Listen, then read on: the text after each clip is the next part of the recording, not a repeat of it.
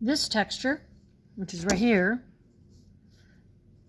is called the hexagonal, meaning six-sided, layered honeycomb.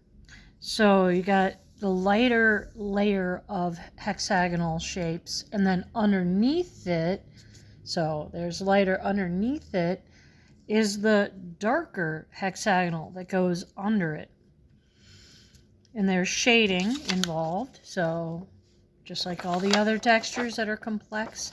And then it needs to be done so that it's about the size of your thumb. If it gets too small, it just doesn't work. So we aren't going to do it really small like that. So these are textures that are in your Google Classroom. There's one, there's one, there's one, and they all work together. They kind of interlock. But this is what we're doing for this video. It's the hexagonal layered honeycomb. So, oh, there it is again, but it wasn't quite finished and it was a little sloppy, but you know, not bad for a first attempt. So, one word of advice. See all those marks?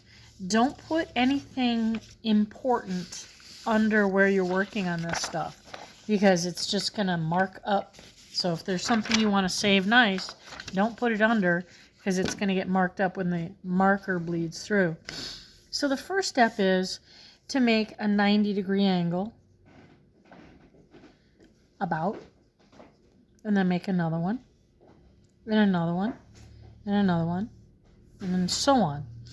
You can add one on this side too, but they are connected. Am I going to want to see a protractor? No, absolutely not. But here's what I don't want to see. I don't want to see tiny little acute angles that are all squinched or squeezed. And I don't want to see super flat, wide open, obtuse angles. So about 90 degrees, maybe 120. But the next step is to make on each end, to make, I don't know, it's not much longer than your thumb, a line that goes straight down. Easy enough. Make it about the same length. You get used to the same move with your hand and you repeat it. And then you do the same 90-degree angle down below. Don't rush. Breathe through each line. Breathe in, breathe out. Breathe in, breathe out. And I'm just going to go down.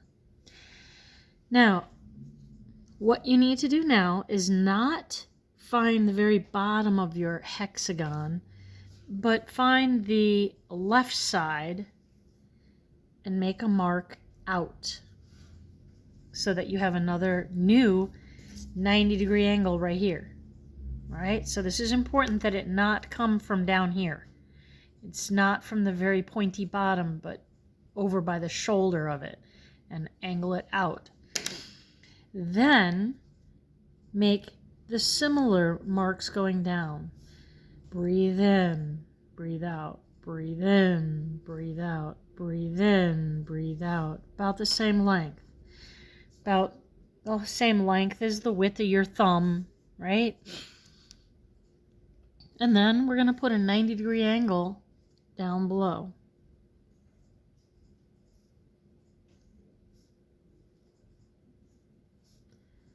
So 2 lines.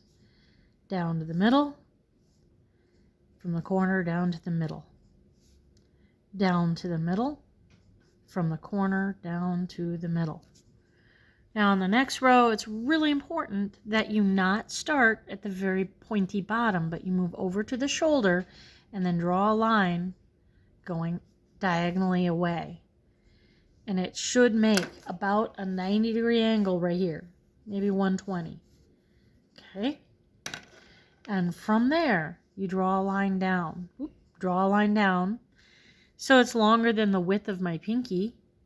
It's about the width of my thumb. Draw down, draw down, draw down, draw down, draw down, draw down. Now you're ready to make another row of 90s. 90s, 90s, It was a good decade, the 90s. 90s.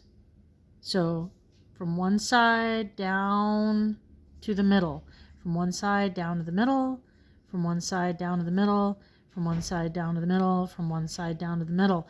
Now again, you start over here on the left, not from the pointy down bit, but you move over to the shoulder and do a diagonal line out. Now you do the 2 lines straight down, straight down, straight down, straight down, straight down, straight down. Now, depending on your project, on the final project, how much room you have is how many rows you would do, because you could do more than this. But I'm going to go ahead and close these off. So this is the middle. So I draw down towards the middle, and then I meet it on the other side. Down towards the middle, then I meet it on the other side. Down towards the middle, then I meet it on the other side. Okay? Now you can go ahead and go to the next video, but keep in mind this is just practice. When you do it on your project for real, that you could do more. Notice the size is these are about the size of my thumb.